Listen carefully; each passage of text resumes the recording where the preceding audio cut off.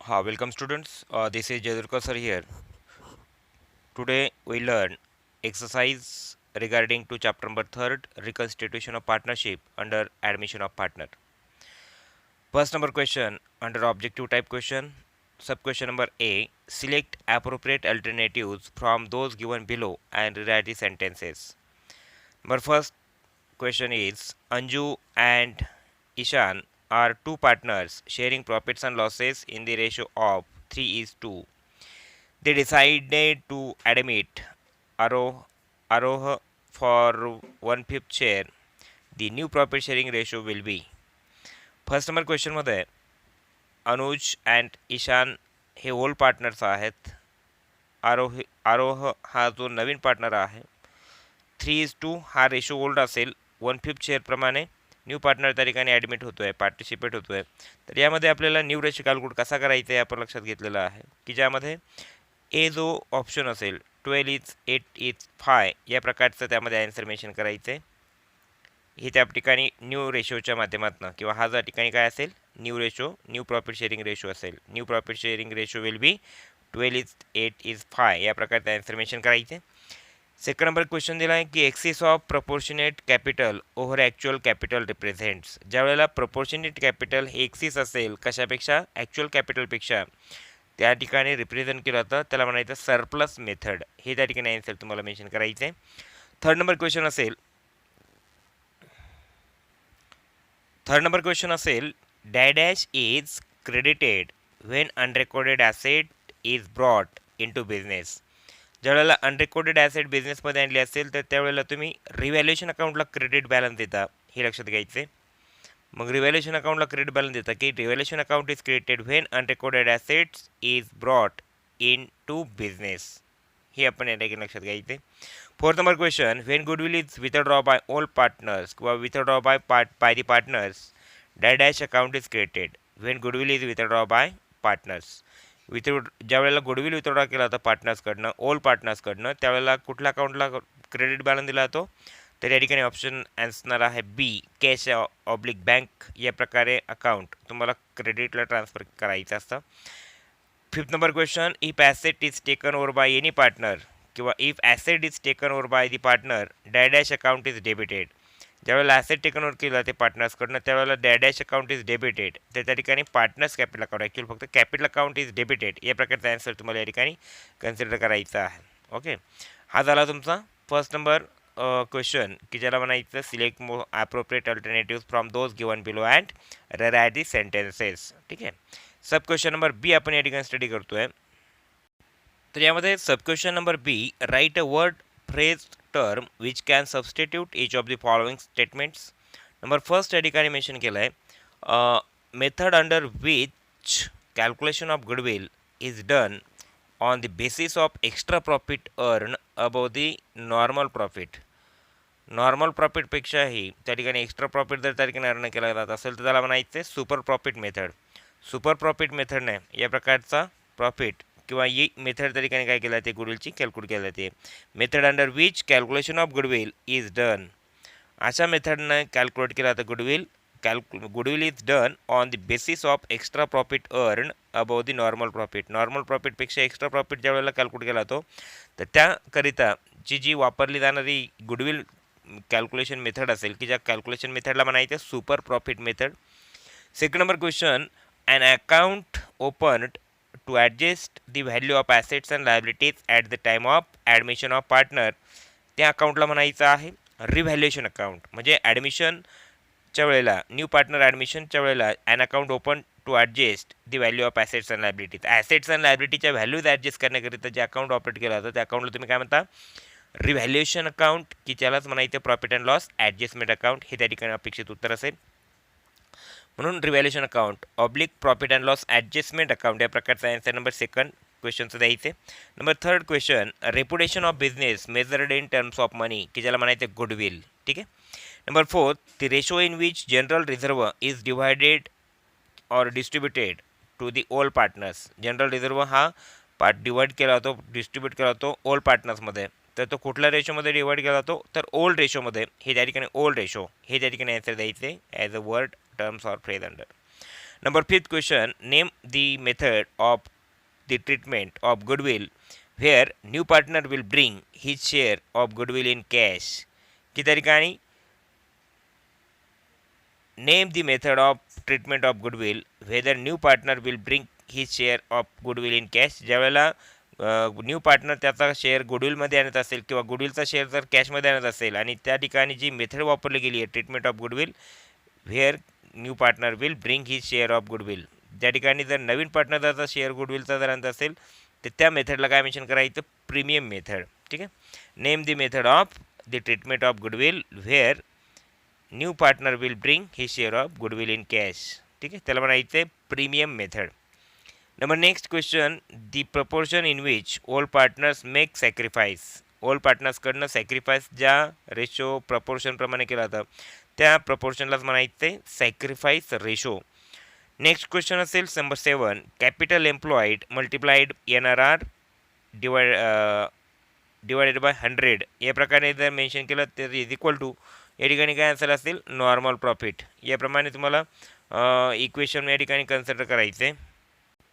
त्याच्यामध्ये capital employed multiplied NRR divided by 100 is equal to normal profit. हे normal प्रॉफिटचं equation असेल या पद्धतीने. Number 8 question, an account which is debited when partner takes over the asset. ज्यावेळेला asset पार्टनर्सकडनं take over केली गेली असेल तर त्यावेळेला डेबिट बॅलन्स कोणाला दिला जातो, नेहमी पार्टनर्स कॅपिटल अकाउंटला किंवा पार्टनर्स करंट अकाउंटला. An account which is debited when partner takes over the asset. Partner takes over the asset means partners taken over the asset. त्यावेळेला आपण एंट्री काय पास करता, partners capital account debit to oblique partners current account debit to assets account याप्रमाणे. Number 9 question, profit and loss account balance appearing on liability side of balance sheet. Balance शीटमध्ये profit and loss अकाउंटचा जो balance असेल तो काय असेल, appear असेल liability साईडमध्ये. तर त्या बॅलन्सला काय मेन्शन करायचं आहे, अनडिस्ट्रीब्युटेड प्रॉफिट, की ज्यालाच म्हणायचं आहे ॲक्युम्युलेटेड प्रॉफिट. आपल्याला माहिती आहे प्रॉफिट अँड लॉस अकाउंटचा बॅलन्स तो जर बॅलन्स शीटच्या लायबिलिटी साईडला जर इंडिकेट केला असेल त्याला तर काय समजता तुम्ही, accumulated profit or undistributed profit. हे त्या ठिकाणी आन्सर मेन्शन करायचं आहे. Number next question number 10, old ratio is equal to किंवा old ratio minus new ratio is equal to sacrifice ratio. हे त्या ठिकाणी आन्सर असेल सॅक्रिफाईस रेशो. याप्रमाणे तुम्हाला या ठिकाणी एक्सप्लेनेशन यामध्ये द्यायचे. तर अशा पद्धतीने क्वेश्चन नंबर बी हा पण या ठिकाणी स्टडी केला आहे. यानंतर आपण क्वेश्चन नंबर सी हा कंटिन्यू करतोय.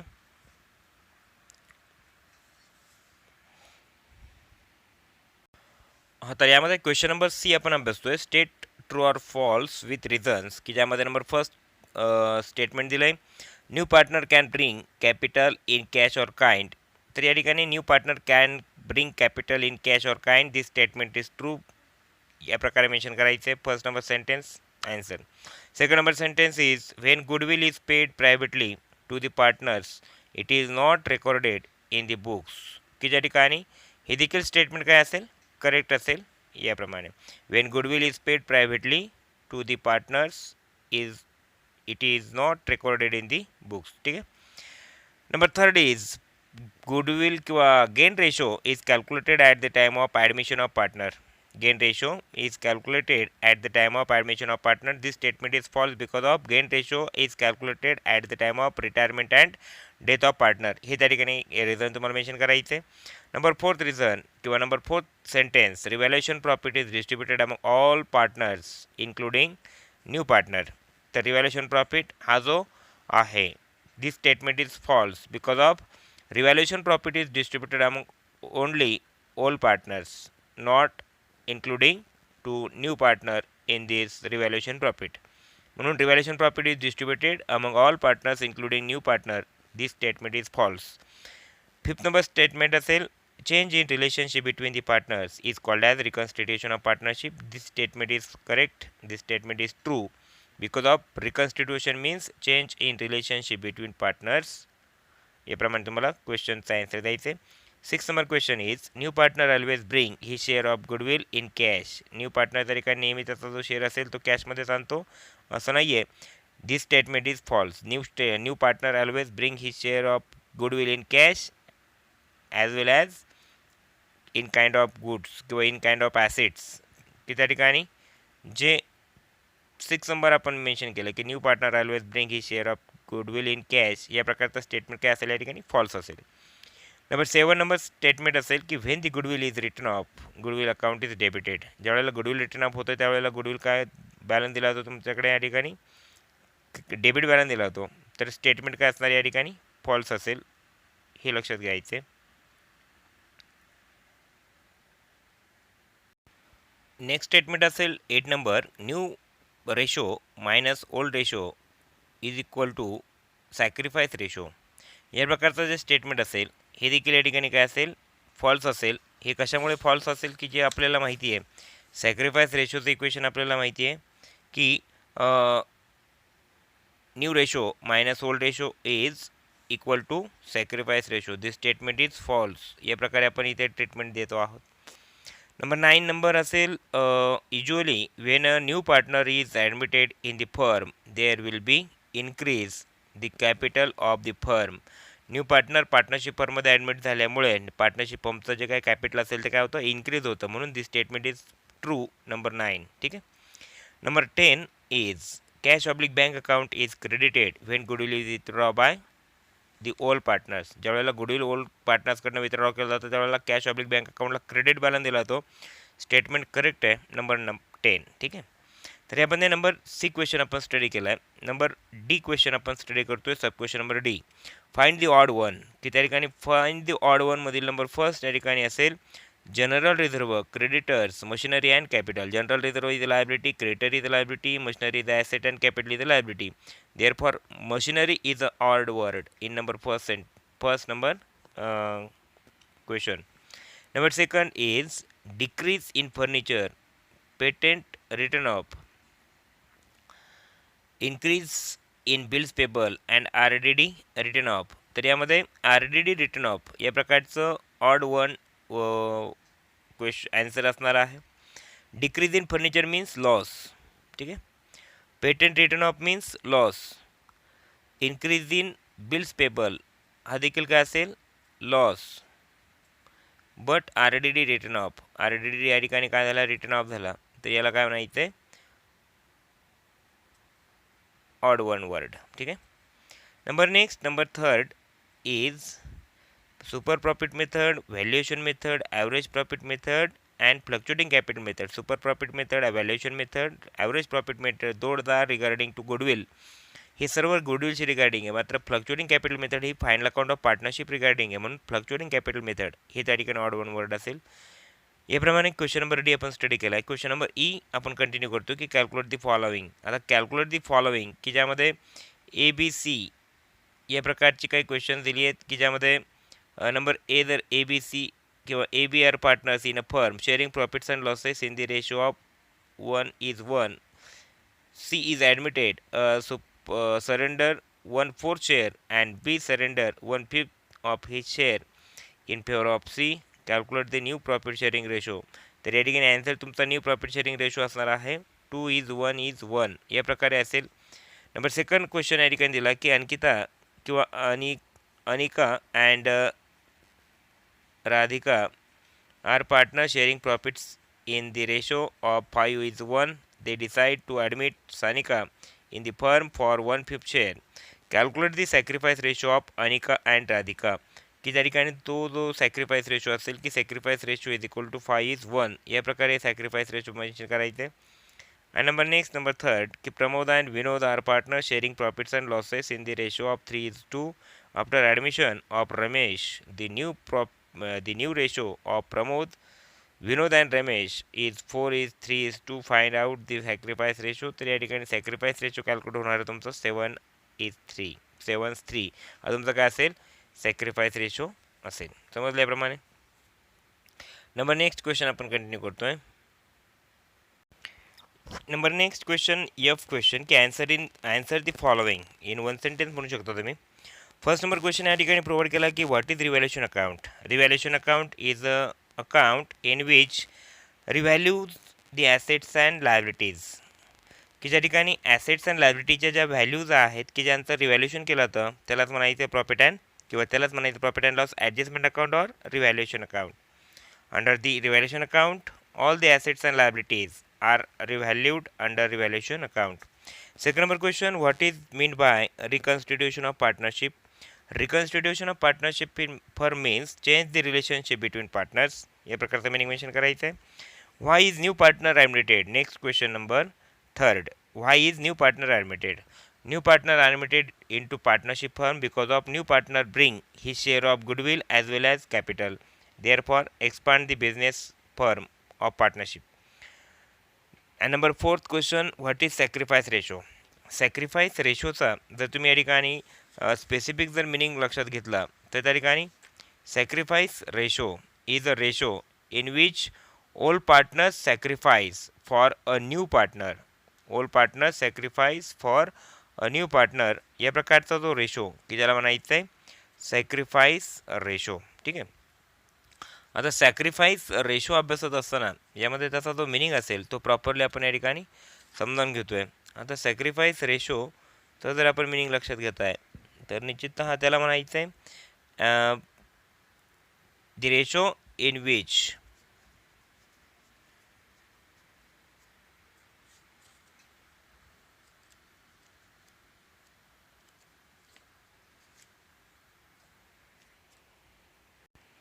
सॅक्रिफाईस रेशोचा जर मिनिंग लक्षात घेतला की when new partner is admitted old partners have to sacrifice their share of profit to give the share of profit to new partner.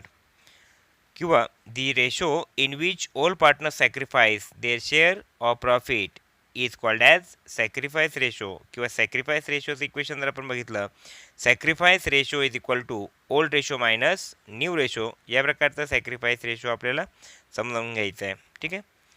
त्यानंतर यानंतरचा क्वेश्चन नंबर फिफ्थ असेल की what do you mean by raising the goodwill at the time of admission of partner admission of a new partner. Raising of goodwill means goodwill is increase किंवा goodwill is raised या प्रकारे तुम्ही treatment mention करायची आहे.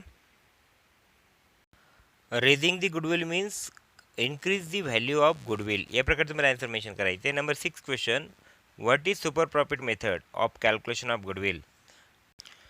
Super profit is the profit which is earned over and above the normal profit. If the firm earns extra profit than normal standard profit, this is because of reputation of the firm. So super profit can be considered as a base for calculation of goodwill. या प्रकारचा meaning तुम्ही या super profit मेथडचा mention करायचं आहे. Next question is when is the ratio of sacrifice calculated for distribution of goodwill. की ज्या वेळेला गुडविल काय होत असेल रिटर्न ऑफ केला होता त्यावेळेला काय केला होतो किंवा ज्या वेळेला गुडविल रेज होतं त्यावेळेला या प्रकारचा सॅक्रिफाईस रेशो काय केला होतो कॅल्क्युलेट केला होतो. This ratio is used to retain the goodwill in premium method. या sacrifice ratio ला केव्हा कॅल्क्युलेट केला होता if sacrifice ratio of old partner is given along with old ratio the new ratio can be calculated as follows. किंवा sacrifice ratio जो काय असेल sacrifice ratio केव्हा कॅल्क्युलेट केला होतो this ratio is used for return of goodwill and capital adjustment. ठीक आहे. Sacrifice ratio केव्हा कॅल्क्युलेट केला जातो की Wien return of goodwill and capital adjustment. ज्यावेळेला कॅपिटल ॲडजस्टमेंट त्या ठिकाणी केली जाते सोबतच ज्यावेळेला गुडविल रिटर्न ऑफ केला जातो त्यावेळेला सॅक्रिफाईस रेशो कॅल्क्युलेट केला जातो. म्हणून when is the ratio of sacrifice calculated for distribution of goodwill या प्रकारे तुम्हाला ट्रीटमेंट या ठिकाणी आन्सर द्यायचे. Number 8 question, what is the treatment of accommodated profit at the time of admission of partner. Accommodated profit always transfer to partners capital account. those balance appear into balance sheet. ठीक है.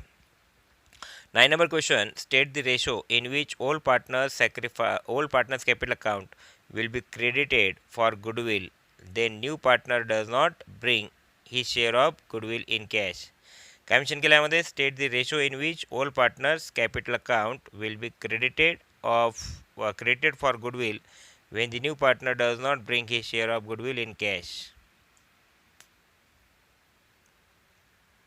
Question number 9 mention केला आहे state the ratio in which all partners capital will be किंवा capital account will be credited for goodwill when the new partner does not bring his share of goodwill in cash.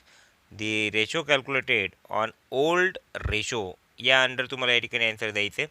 त्याचा असेल answer असेल old ratio. ठीक आहे. Wien new partner does not bring his share of goodwill in cash and it is raised in the books of accounts in the books of firm, then goodwill account debit to all partners capital oblique current account under हा जो ही जी entry pass केली जाते ही old रेशोमध्ये pass केली जाते. याप्रमाणे question number 9चं answer या ठिकाणी mention करायचे. Question number 10, what does the excess of debit over credit in profit and loss adjustment account indicate. What does the excess of debit over credit in profit and loss adjustment account indicate. Revaluation loss म्हणूयात की excess of debit over credit याचा answer असणार आहे revaluation loss indicate in case of excess of debit over credit in profit and loss adjustment account ही त्या ठिकाणी answer असेल revaluation loss. या प्रकारे क्वेश्चन नंबर एफ आपण या ठिकाणी स्टडी केला आहे. क्वेश्चन नंबर जी आपण कंप्लीट करतोय की कंप्लीट द टेबल. आता क्वेश्चन नंबर जी असेल की ज्यामध्ये कंप्लीट द टेबल या अंडर तुम्हाला क्वेश्चन सॉल्व करायचं आहे. मग complete the table under number first question दिला यामध्ये डॅश किंवा तुम्हाला यामध्ये ब्रॅकेटमध्ये म्हणण्यापेक्षा कॉलममध्ये काय दिलं की dash is equal to total profit divided by number of years की ज्यालाच म्हणायचं average profit is equal to total profit divided by number of years या प्रकारचा क्वेश्चन या प्रकारचा आन्सर असेल. Number second is normal profit is equal to dash की ज्याला म्हणायचे capital employed multiplied by NRR divided by 100. Normal rate of return NRRचा full form असेल तो लक्षात घ्या.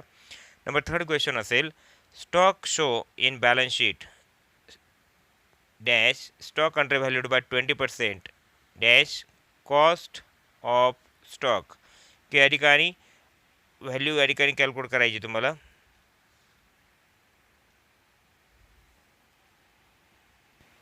सर्वात लास्ट क्वेश्चन या ठिकाणी तुम्हाला प्रोव्हाइड केला आहे की stock show in balance sheet and cost of stock ₹2 lakh या प्रकारचे ॲरो की stock under valued by 20% arrow and cost of stock. यामध्ये 1,60,000 हा बॅलन्स शीटमध्ये दिलेला स्टॉक आहे की ज्या माध्यमातून 20% अंडर व्हॅल्यूड झालेला स्टॉक की ज्याची व्हॅल्यू या ठिकाणी कॅल्क्युलेट करायची 40,000 फर्स्ट नंबर ब्रॅकेटमध्ये. आणि नंबर सेकंड नंबर ब्रॅकेटमध्ये आपण कंटिन्यू करतो की कॉस्ट ऑफ स्टॉक की ज्याची व्हॅल्यू कॅल्क्युलेट करायची ₹2 लाख. ठीक आहे याप्रमाणे. तर या पद्धतीने अकाउंटिंग चॅप्टर थर्ड याची जी टोटल एक्सरसाइज आहे ते आपण या ठिकाणी सॉल्व करण्याचा प्रयत्न केला. निश्चित या माध्यमातून तुम्हाला या क्वेश्चन नंबर किंवा चॅप्टर नंबर थर्डची जी टोटल समरी असेल जे काही कन्क्लुजन असेल ते या माध्यमातून समजलं असेल अशी अपेक्षा आहे. Okay, thank you.